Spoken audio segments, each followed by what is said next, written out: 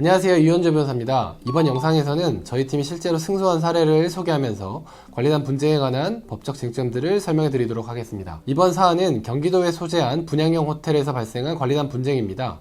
관리인은 워낙 막강한 권한을 갖고 있기 때문에 관리인이 편파적으로 건물 관리를 하게 되면 정말 많은 문제들이 일어날 수 있습니다. 분양형 호텔에서 관리인이 특정 운영사와 결탁되어 있는 경우에 이 관리인이라고 하는 사람이 경쟁 운영사들을 탄압하면서 영업을 어렵게 하는 사례가 종종 발생합니다.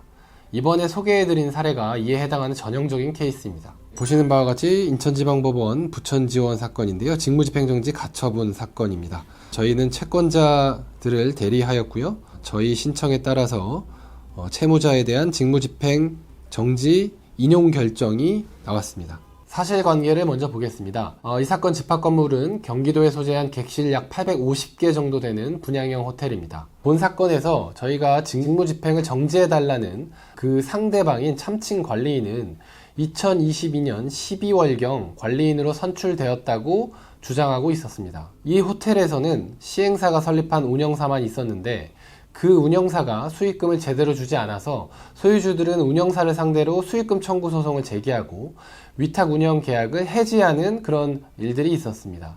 여기에 코로나까지 겹치는 바람에 결국 시행사가 설립한 운영사가 수익금도 주지 않은 채 폐업을 해버렸고 호텔은 문을 닫게 되었습니다. 그러다가 다시 호텔을 살리기 위해서 소유주들이 직접 나서서 운영사를 설립하여 운영 준비를 하고 있었던 과정이었습니다.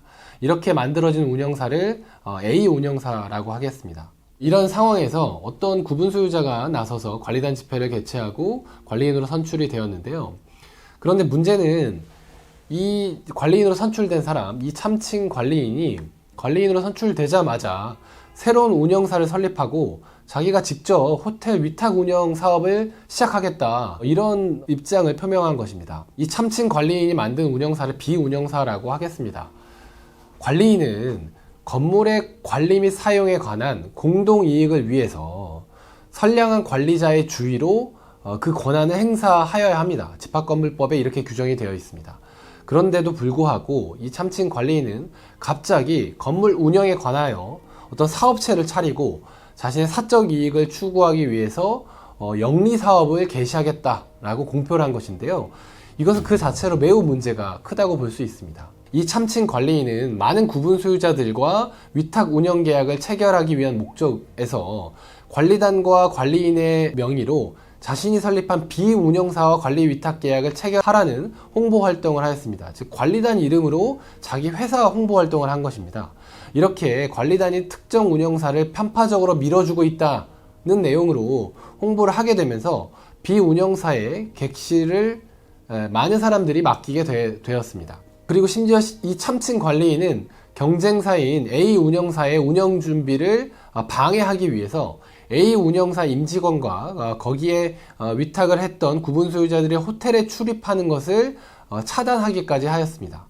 이렇게 참칭 관리인으로부터 심각한 재산권 침해를 받고 있던 구분 소유자들이 저희에게 찾아오셨습니다. 저희 팀은 이 참칭 관리인의 직무집행을 정지하기 위한 가처분 소송을 진행하기로 결정을 하였고요.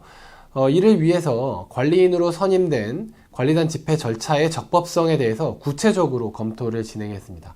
그리고 불공정한 직무집행 등 해임 사유에 대한 것들도 빼곡히 증거를 잘 수집해서 제출을 하였고요. 그 결과 법원으로부터 이 참칭 관리인에 대해서 관리인 선임 자체가 부적법해서 관리인 지위가 부존재한다, 이런 판단을 이끌어냈습니다. 법원이 본 관리단 집회 하자 첫 번째는 이겁니다. 참칭 관리인은 관리단 집회 소집 통지를 하면서 관리단 집회 소집에 동의한 5분의 1 이상의 그 소집권자였던 구분 소유자들의 명단을 첨부하지 않았습니다. 이 부분에 관련해서는 이전 영상에서 설명을 드린 적이 있었는데요.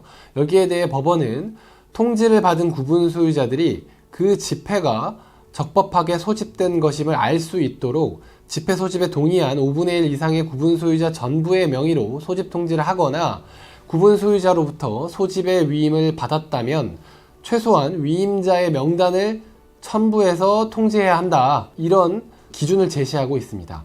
본 사건의 재판부도 같은 취지로 판단을 내렸는데요. 그 판단을 보시면, 그러나 이 사건 관리단 집회는 임시총회 의장 땡땡땡 명의로 소집 통지가 이루어졌을 뿐 구분 소유자들에게 이 사건 관리단 집회 소집을 통지하면서 소집 동의자 명단 등을 밝히지 않았다. 그래서 마지막 부분에 따라서 이 사건 관리단 집회는 적법한 소집 절차에 따라 소집되었다고 볼 수 없다라고 보았습니다. 법원이 본 두 번째 관리단 집회 하자는 이겁니다. 의결 종족수를 충족시키지 못했다라는 것인데요. 법원의 판시를 보면서 설명드리도록 하겠습니다. 첫 번째 단락을 보시면 관리단 집회 의결 자료로 위임장 216장, 서면 결의서 280장, 총회 안건 투표지 27장이 확인된다. 그러나 현 단계에서는 이 사건 결의가 관리인 사원님의 필요한 의결 종족수를 충족하였다고 인정하기 어렵다. 왜냐하면 위임장 216장에 대해서 위임장으로 의결에 관한 일체의 행위를 수임받은 사람들이, 즉 수임인들이 이 사건 관리단 집회에 출석하여 어떠한 의결을 하였는지를 알 수 있는 자료가 전혀 없다. 네, 이런 근거로 위임장에 기한 의결권 행사를 무효로 보았습니다. 저희 팀은 시청의 사실조회를 통해서 의결권 행사 자료를 하나하나 집계표와 검토하는 작업을 하였습니다.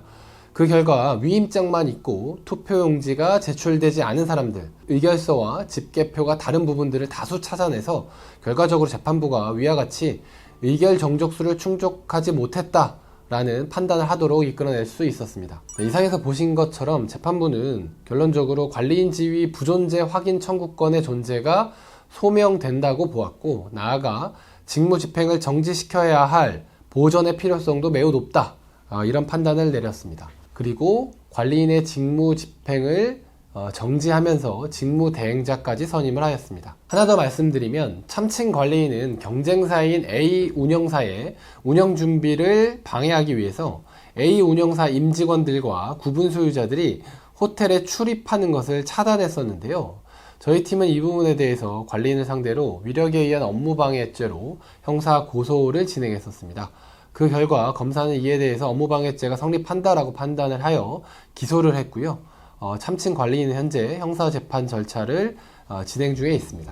이 참칭 관리인에 대한 공소장 기재 내용이고요. 본 사안에서 보신 것처럼 관리인은 워낙 막강한 권한을 갖고 있기 때문에 관리인이 편파적으로 건물 관리를 하게 되면 구분 소유자들은 정말 심각한 재산권의 침해를 받을 수밖에 없습니다. 이런 경우에는 관리인 직무집행을 정지시키고 관리인을 교체시키는 것이 매우 시급한 상황이라고 볼 수 있습니다.